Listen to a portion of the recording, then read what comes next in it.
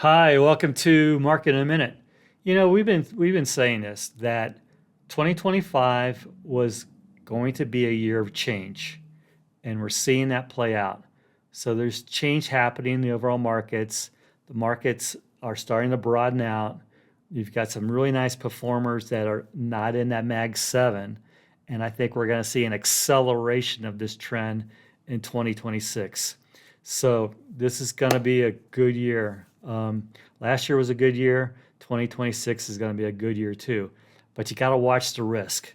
So the technology concentration gives the market high risk. So you want to play the markets a little bit differently. So you just can't be just in the market itself. You gotta find those areas where that are a little bit more interesting, that have more upside, where companies are starting to turn, rather than things that have played out to a great degree at this point. So stock market update. I've got two graphs I want to show you here. So this is uh, 97, 98, 99, and then 2000. So you can see that we had that pullback in 1998. I remember this really, really well. A lot of things happening there. So I had a huge year going and ended up having a huge year, but we had this little bear market occur kind of towards the end of the third quarter, and then it came back nicely. And we saw that in April, bottomed out in April, and then the markets advanced nicely this year. I think that next year will be equivalent to 1999. Not so much concentrated in tech, but to broaden out. So we're probably going to see another good year. The indexes probably won't perform as well as they did this year, and it's going to be a broader market. And we could have a boom in small companies.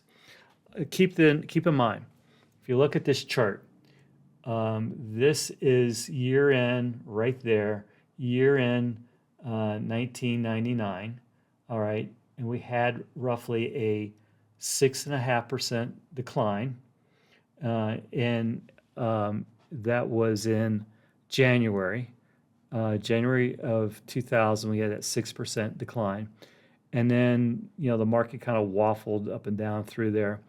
But I think we're going to see another pullback like that as we start 2026. Another 5, 6, or 7% decline as we enter the new year and people start to reshuffle their portfolios. I don't see a big decline happening until at least the SpaceX IPO is done.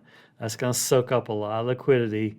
The broker dealers want to keep the market going until SpaceX is finally priced. The economy should be really good in 2026 for the US.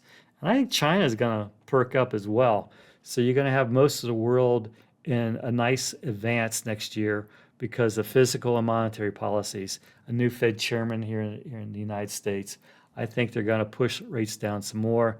They're going to get the housing market going. So, next year could be a nice year. We'll probably see pretty significant rotation. And, just the sectors that we like, they're starting to improve. Healthcare, financials, consumer discretionary. And we love the biotech space, the small cap biotechs. I think the mid caps and small caps are going to be big winners next year. Financials have been good. There's a number of names we like there, but we would also focus, or maybe focus even more, on the consumer discretionary stocks. Do you remember when we were talking about American Eagle, Gap Stores, Abercrombie Fitch, Urban Outfitters? Nobody liked those stocks, right? Okay, we had big returns in those in 2025, big returns. So way outperformed the markets with those stocks. And so we think that there's good consumer names to own. We want to focus as a big theme on housing. We think housing is going to work really well. Okay, from our charts, we think we got another reasonable year. More so going to be in individual stocks in 2026 than the broad markets.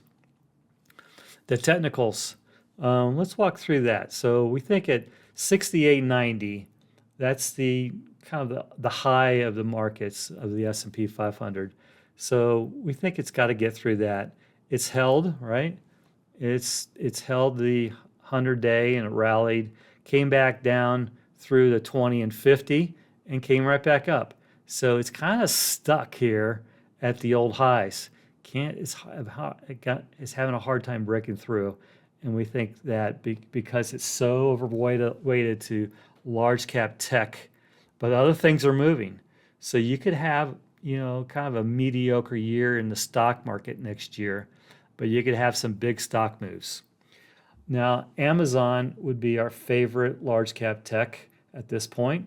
The football games were lousy on Saturday, the college football games. So I did my Christmas shopping on my phone as I watched the games. Amazon, what a great service that is. I haven't had to go to a store yet. Okay, instead of playing the S&P 500 directly, like SPY, you can buy the SPYI, okay, which yields about 11.6%. So really compelling yield.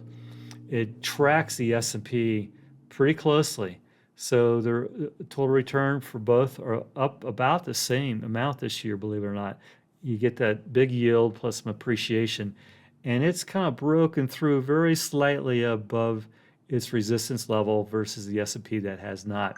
So what I like about this for next year is that the markets could go sideways, maybe up 5%. You might pick up a good part of that 5%, but then you also pick up that big dividend yield.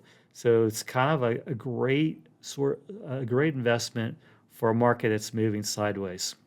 SRV looks attractive to us. It's a closed-end fund focused on midstream energy stocks. It has a 13.9% dividend yield. Okay, and they have a special dividend that they're going to pay out.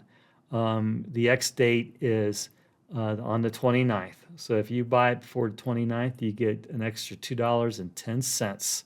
So that's a nice whopping roughly 5% dividend yield on top of what they've already paid out. So this company is going to yield close to 20%. So if you need income or you're an income hog, this is a great stock. The stock's pulled back a little bit because they did a little bit of a secondary offering through a rights offering. Looks really attractive. So 3 stock ideas there. Amazon as a conservative tech play, SPYI to play the S&P 500 to get a nice yield, pretty conservative. Now you still have to risk manage this, and then SRV. This is setting it up nice. So when you buy these yield-oriented stocks, you got to be a value player, not momentum. So you want to play it when it's down below its moving averages the way it is. And then as it breaks through this, goes to maybe a new high, you can scale back or get rid of it. Or just collect the dividend for a long time. 20% dividend yield, that's pretty strong, very strong. So thank you very much. Hope everybody has a very Merry Christmas. Hope you had a great year of investing. If you have any questions, come to my website, Patrick Adams CFA. Sign up for a hard copy of Market in a Minute. Come to my website, PVG Asset Management, where I work. You'll see some of our strategies. And get a hard copy of Market in a Minute, and you can see the performance of our different strategies on there. So take care and very Merry Christmas to everybody.